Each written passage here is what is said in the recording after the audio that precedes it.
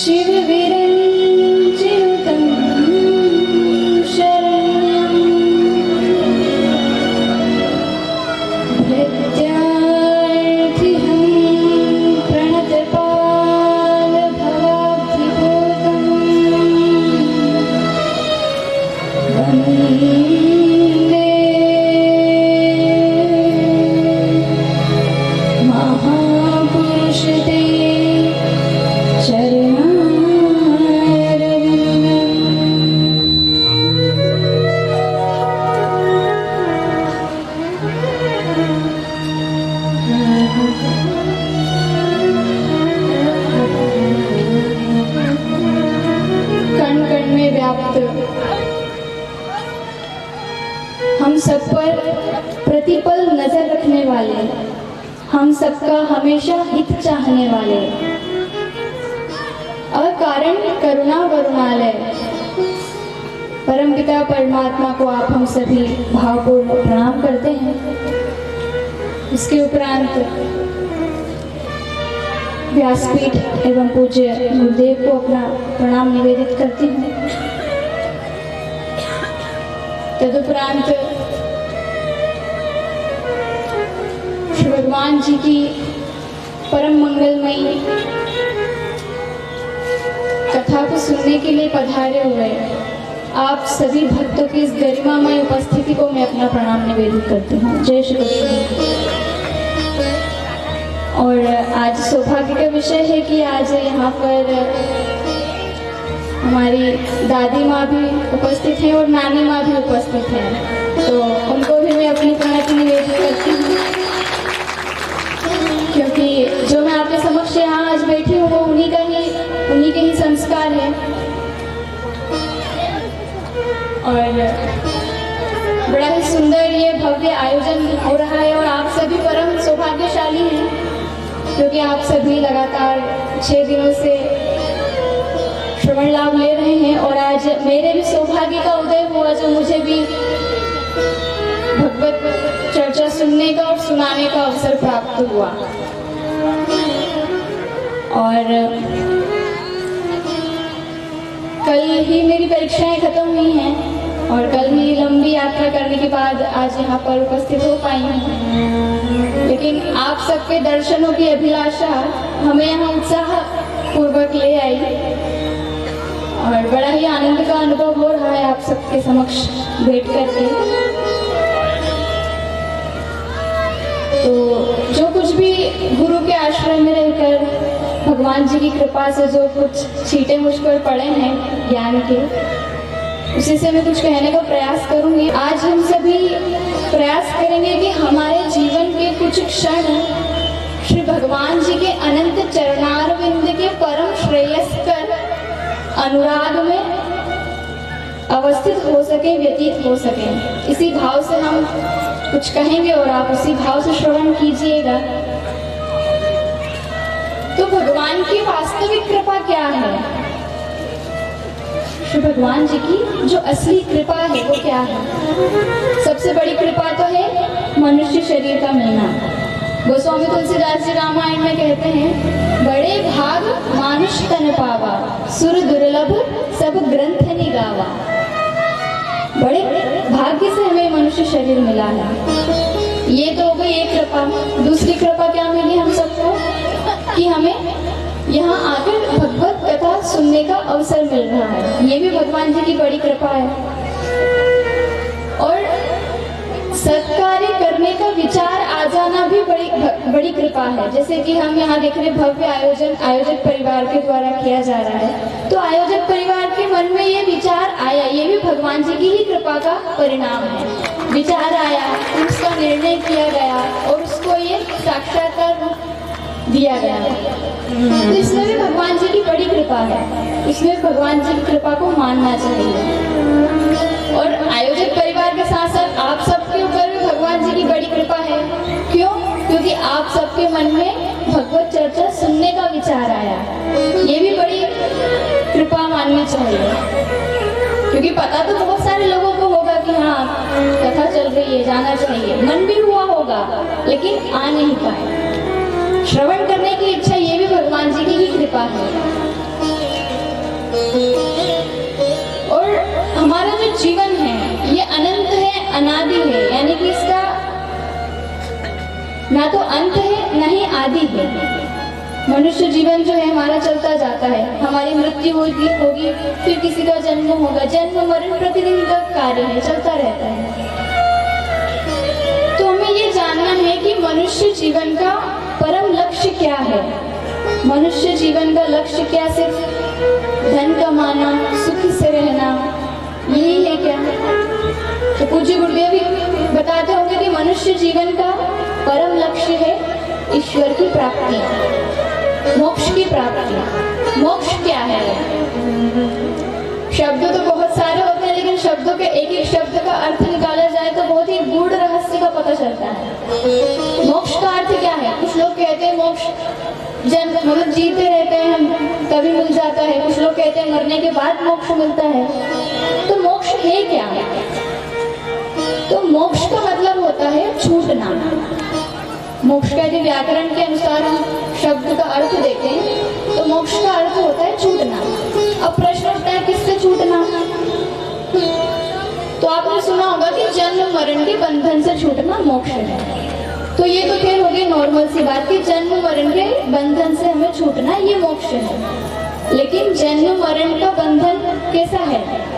उसके साथ साथ हमको हमारी बुराइयों से भी छूटना है, हमारे भय से छूटना है, हमारे क्रोध से, हमारे असत्य बर्ताव से, उस व्यवहार से, सारे अशुभ से हमें छूटना है और शुभ की ओर बढ़ना है। ये मोक्ष का वास्तविक अर्थ है यदि हम देखें तो। और मोक्ष हमें जीते जी ही मिल सकता है यदि हम अशुभ को छोड़कर, बुराइयों को छोड़कर अच्छाइयों को ग्रहण करें, सद्गुणों को ग्रहण करें, तब हमें मोक्ष की प्राप्ति हो सकती है जीते जी। जैसा कि मैंने अभी कहा कि सद्विचार आ जाना, तो वो सद्विचार कब होगा? जब हम भगवान जी के बारे में थोड़ा बहुत भी जानेंगे, थोड़ा बहुत भी यदि हमने कहीं सुना होगा, तब हमारे मन में विचार आएगा कि हाँ हमें सुनना चाहिए। तो जब भी हमें अवसर मिले तो भगवान जी की बातों को सुनने का प्रयास करना चाहिए, क्योंकि सुनने का बड़ा महत्व है। श्रीमद् भागवत महापुराण में 9 प्रकार की भक्ति बताई गई है। श्रवणम, कीर्तनम, विष्णु स्मरणम, पाद सेवनम, अर्चनम, वंदनम, दास्यम, सख्यम, आत्मनिवेदनम। तो सबसे पहली भक्ति कौन सी है? श्रवणम। सबसे पहले जब भक्ति की ओर बढ़ता है तो सबसे पहले श्रवण का कार्य ही उसको करना चाहिए। श्रवण के बाद कीर्तन, कीर्तन के बाद, इस प्रकार से भक्ति का लेवल हमारा बढ़ना चाहिए।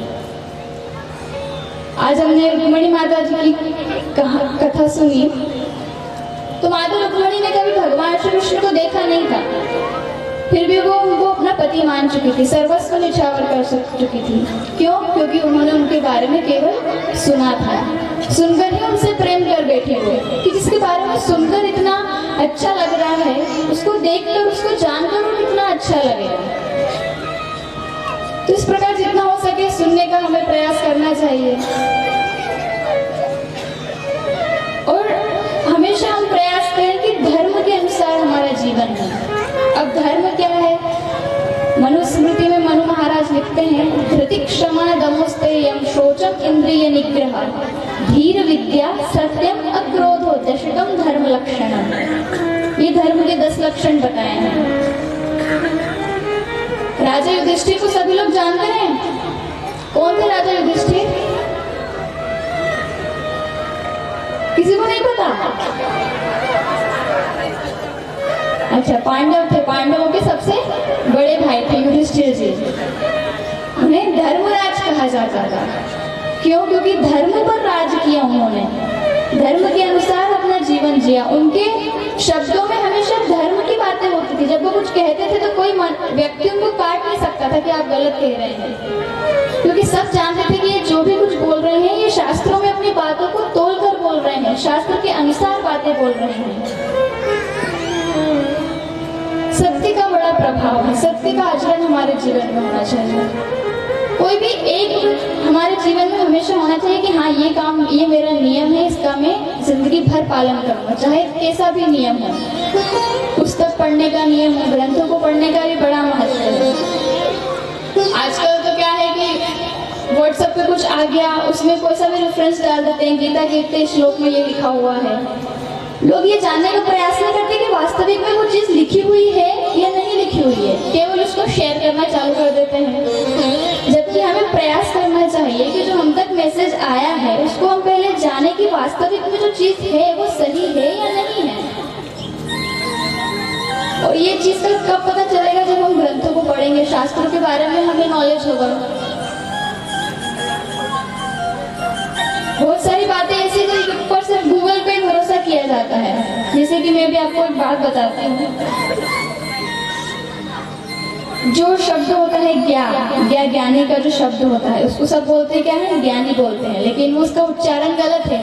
उसका उच्चारण कैसा होता है? ज्ञा। क्यों? क्योंकि वो संस्कृत के व्याकरण के अनुसार जो ज्ञा है वो ग और या से मिलकर नहीं बना है, वो ज और या से मिलकर बना है। कौन सा वाला? या, जो वो टाठा डाढ़ा ना या वाला आता है ना, च या, वो जिसका बोलते हैं कि कहीं भी हिंदी में प्रयोग नहीं होता, उसका प्रयोग संस्कृत में होता है और उससे मिलकर ही ये ज्या बना है, जिसका उच्चारण सभी लोग अधिकतर गलत करते हैं। किसी किसी को पता है कि हाँ ज्या है, लेकिन फिर भी वो गलत प्रोनाउंसिएशन करते हैं उसका। आप कोई भी इस बात को यकीन नहीं हो तो इस पर आप गूगल कर सकते हैं। किस तरह से करेंगे कि हिंदी जो टाइप होता है मोबाइल में, उसको आप टाइप कीजिए, उसमें ज्या जो होता है यानी कि ज्ञा, उसको आप टाइप करेंगे और फिर उसको आप थोड़ा सा मिटा कर देखेंगे, जो क्रॉस का बटन होता है उससे मिट जाता है, तो उसमें आपको ज्ञा नजर नहीं आएगा, ज्या ही नजर आएगा। जा, आधा जा और या, उससे मिलकर बनता है ज्या। तो यहाँ से भी हमारी बातों का पता चलता है कि हमारे भारत का जो इतिहास है उसमें एक एक शब्द के उच्चारण के लिए भी बड़ा महत्व है। किस वर्ण का उच्चारण कहाँ से होना है, ये भी बड़ी महत्व की बातें होती हैं। खैर, ये तो बातें हो गई, मैंने थोड़ा सा आपको व्याकरण से संबंधित कुछ बातें बताई। अब वापस अपने टॉपिक पर आते हैं। तो मैं कह रही थी कि सत्य का आचरण हमारे जीवन में होना चाहिए। भगवान श्री राम को मर्यादा पुरुषोत्तम भगवान श्री राम कहा जाता है। क्यों? क्योंकि मर्यादा में रहकर उन्होंने अपने जीवन को जिया। जब भगवान श्री राम के जीवन के बारे में हम जानते हैं तो उनके जीवन से हमको ये पता चलता है कि माता के साथ कैसा व्यवहार हो, पिता के साथ कैसा व्यवहार हो, पत्नी के साथ, भाई के साथ, मित्र के साथ, यहाँ तक शत्रु के साथ भी हमारा व्यवहार कैसा होना चाहिए, ये भगवान श्री राम के चरित्र को पढ़ने के बाद हमें पता चलता था। भगवान श्री राम के जीवन में दोनों चीजें थी, क्या क्या? कर्म और ज्ञान।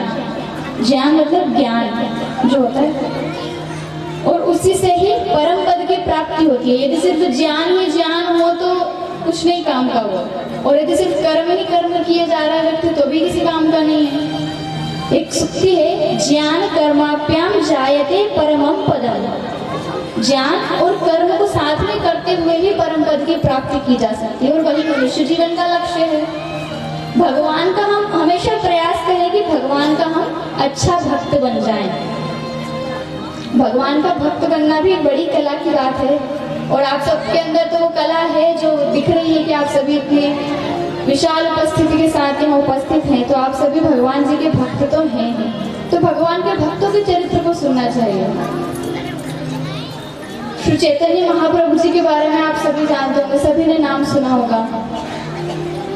तो चैतन्य महाप्रभु जी का जो स्वरूप है वो कैसा है? आजानु लंबित भुजौ, मतलब उनके हाथ जो हैं वो घुटनों तक हैं, इतने बड़े बड़े उनके हाथ है। और वो जब कहीं भी जाते हैं तो दोनों हाथ ऊपर उठा के मदमस्त होकर कीर्तन करते हुए कहीं भी चलते हैं। तो एक बार क्या हुआ, चैतन्य महाप्रभु जी जंगल के रास्ते से जा रहे थे, कीर्तन करते हुए अपनी मस्ती में मगन थे, और रास्ते में एक व्यक्ति जा रहा था जिसके सर पर एक घड़ा था और घड़े में छाछ रखी हुई थी। वो छाछ बेचने वाला व्यक्ति था और शहर में जा रहा था छाछ बेचने के लिए। तो चैतन्य महाप्रभु जी के दर्शन किए तो वो बड़ा प्रसन्न हो गया कि अरे वाह, आज तो मैं घर से निकला और मुझे महात्मा के दर्शन हो गए, बड़ी प्रसन्नता की बात है। तो उसने चैतन्य महाप्रभु जी के चरण छुए और पूछा, महाराज कोई आज्ञा हो तो बताइए, मैं आपकी किस प्रकार से सेवा करूं? तब महाप्रभु जी बोले कि बड़ी प्यास लगी है, तो पानी पिला दे। तो उस व्यक्ति ने कहा, पानी तो नहीं है मेरे पास, लेकिन ये छाछ है, इससे आपकी प्यास बुझ जाएगी। तो चैतन्य महाप्रभु जी ने कहा, चल ठीक है भाई, छाछ ही पिला दे। तो उस व्यक्ति ने सोचा, छाछ वाले व्यक्ति ने, कि 1 गिलास 2 गिलास छाछ पिएंगे ये। लेकिन चैतन्य महाप्रभु जी ने क्या किया, उठाया घड़ा और मुंह से लगा के पूरा घड़ा पी गया छाछ का। अब जो छाछ बेचने वाला व्यक्ति था वो बड़ा प्रसन्न हुआ कि चलो मैं कहाँ रोज एक एक गिलास कब तक शाम तक बांटता रहता। इन्होंने एक ने मेरी बोली कर दी कंप्लीट, इनसे मैं पैसे ले लूँगा, अभी फ्री हो जाऊंगा और अभी घर चला जाऊंगा। वो बड़ा प्रसन्न हो गया कि मेरा परिश्रम बच गया। तो फिर चैतन्य महाप्रभु जी ने बोला, धन्यवाद बेटा, चलने लगे चैतन्य महाप्रभु जी। तो उस व्यक्ति ने रोका कि महाराज रुको, इसका कुछ दाम तो देते जाओ। तो चैतन्य महाप्रभु जी कहे कि अरे भाई, हम संत आदमी, हमारे पास तो कुछ भी नहीं है देने के लिए, हमारे पास धन दौलत तो कुछ भी नहीं है। तो उस व्यक्ति ने कहा कि कैसे बातें करते हैं आप, पूरी छाछ पी गई और कुछ भी देकर नहीं जा रहे हैं आप, हमने तो बड़ी सेवा भाव से आपको पिलाने का प्रयास किया था, लेकिन ये तो गलत बात है कि आपने पूरी छाछ पी ली और कुछ भी नहीं दे रहे हो, अरे कुछ तो दे दो। तो चैतन्य महाप्रभु जी ने कहा कि मेरे पास तो सिर्फ एक ही चीज है। तो व्यक्ति ने बोला कि ठीक है, वही दे दो, क्या है वो चीज? तो चैतन्य महाप्रभु जी गाने लगे, क्या? हरि बोल। आप भी बोलिए एक बार में, फिर एक बार आप बोलिए, हरि बोल, हरि बोल, हरि बोल, हरि बोल, हरि बोल, हरि बोल, हरि बोल, हरि बोल, हरि बोल, हरि बोल, हरि बोल, हरि बोल, हरि बोल, हरि बोल, हरि बोल, हरि बोल, हरि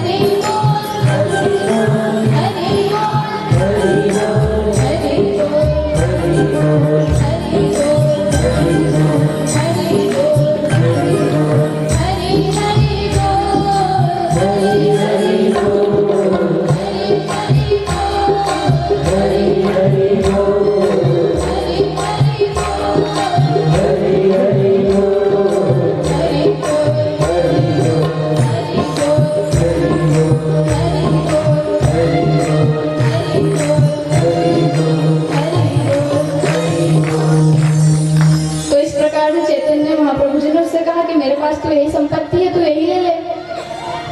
तो फिर बोला कि ठीक है, लेकिन अब मैं कुछ तो बताऊं, मेरी जीविका का क्या होगा आज का? तो उन्होंने कहा कि चल एक काम कर, मेरे पीछे पार्षद कुछ आ रहे होंगे तो तू उनसे कुछ ले लेना, मेरे शिष्यगण मेरे पीछे पीछे आ रहे होंगे तो उनसे कुछ मांग लेना। वो खड़ा इंतजार करता रह गया और चैतन्य महाप्रभु जी अपना कीर्तन करते हुए आगे निकल गए। वो इंतजार कर रहा, ये तो चल दिए, इनके शिष्य पता नहीं आएंगे या नहीं आएंगे, आएंगे तो कब आएंगे। थोड़ी देर बैठने के बाद देखा कि 2 पार्षद चले आ रहे हैं, 2 शिष्यगण चले आ रहे हैं। उनकी वेश वेशभूषा को देखकर ये समझ गया कि हाँ ये उन्हीं के शिष्य हैं, जैसे गुरु वैसे चले नजर आए। तो उसने कहा चलो ठीक है आ गए, मैं इनसे मांग लेता हूँ। वो भी अपनी मस्ती में जा रहे थे, उनको रुका रहे, भाई उनको रुको। पूछा क्या बात है? तो वो बोला कि अभी आपके गुरुजी गए हैं, उन्होंने हमारी पूरी छाछ पी ली, लेकिन दाम लेकर नहीं गए हैं। उन्होंने कहा था कि आप पीछे से आ रहे हैं, आपको कुछ देंगे हमें, तो दीजिए। तो शिष्यगण कहने लगे कि भाई हमारे गुरुजी के पास कुछ नहीं, तो हमारे पास कहाँ कुछ होगा। गुरुजी तो सब कुछ छोड़ दिए और हमें भी कह दिया कि तुम भी सब कुछ छोड़ दो। गुरुजी के आज्ञा के अनुसार हमने भी सब कुछ छोड़ दिया, हमारे पास भी कुछ नहीं है, जैसे गुरुजी वैसे हम। तो फिर वही बात बोली उसने, अरे कुछ तो दे दो। तो शिष्य ने भी यही कहा कि हमें तो गुरुजी ने जो दिया है वही हम तुमको दे देते हैं। अब गुरुजी ने क्या दिया इनको? हरि बोल, हरि बोल, हरि बोल, हरि बोल, हरि बोल, हरि बोल, हरि बोल, हरि बोल, हरि हरि बोल, हरि हरि बोल, हरि हरि बोल, हरि हरि बोल,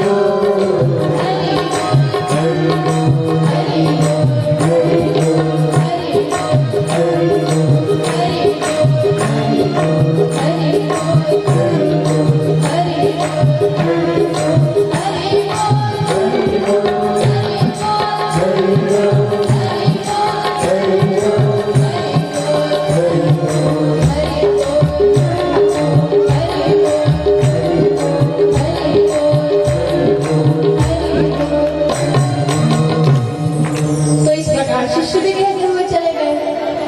अब ये व्यक्ति बड़ा परेशान हो गया कि अब मेरा तो कुछ नहीं हुआ, मेरी छाछ भी चली गई, मुझे कुछ दाम भी नहीं मिला।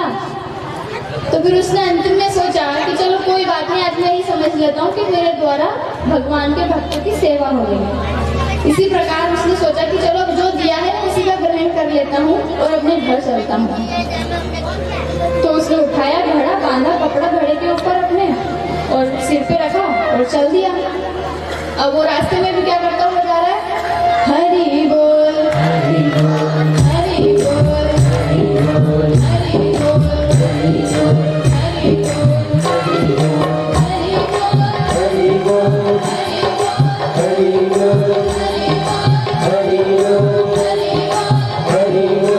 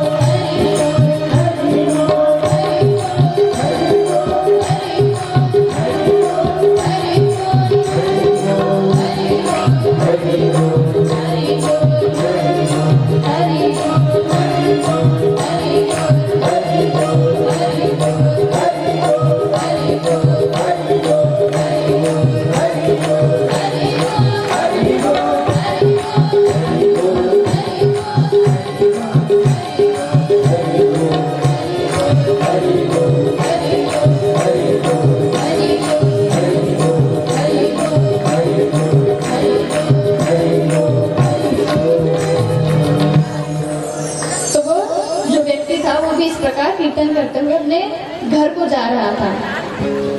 उसने रास्ते में देखा कि उसके सर पे जो घड़ा रखा है उसका वजन बढ़ता जा रहा है। उसने ऐसा महसूस किया, लेकिन फिर भी वो समझौता करते हुए जाने लगा, जाता रहा।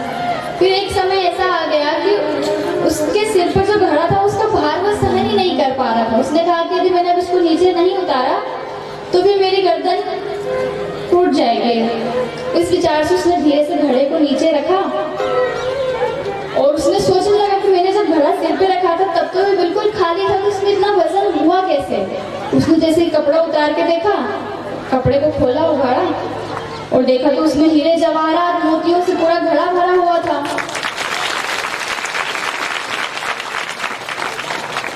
ये ज्यादा प्रसन्नता की बात नहीं है, क्योंकि ताली उन्हीं ने बजाई होगी जिनके लिए हीरे मोती ज्यादा जरूरी है। उस व्यक्ति ने सोचा कि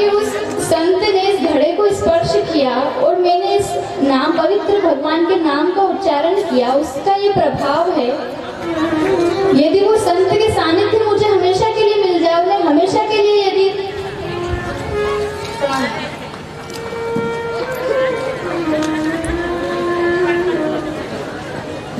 तो उस व्यक्ति ने सोचा कि यदि जो सानिध्य मुझे हमेशा के लिए यदि मिल जाए तो फिर तो मेरा जीवन ही धन्य हो जाएगा, मेरा जीवन ही मोतियों की तरह अमूल्य हो जाएगा। फिर क्या था, उस घड़े को छोड़ा और भागा संत के पीछे पीछे। श्री चैतन्य महाप्रभु जी अपने पार्षदों के साथ, शिष्यों के साथ कीर्तन करते हुए जा रहा था, वो भी पीछे से सम्मिलित हो गया, चरणों में गिर पड़ा। और फिर क्या हुआ, चैतन्य महाप्रभु जी ने पकड़ा उसका हाथ ऊपर किए दोनों, और बड़े भाव से पूरी संत मंडली करते हुए जा रही है। क्या? हरि बोल, हरि बोल, हरि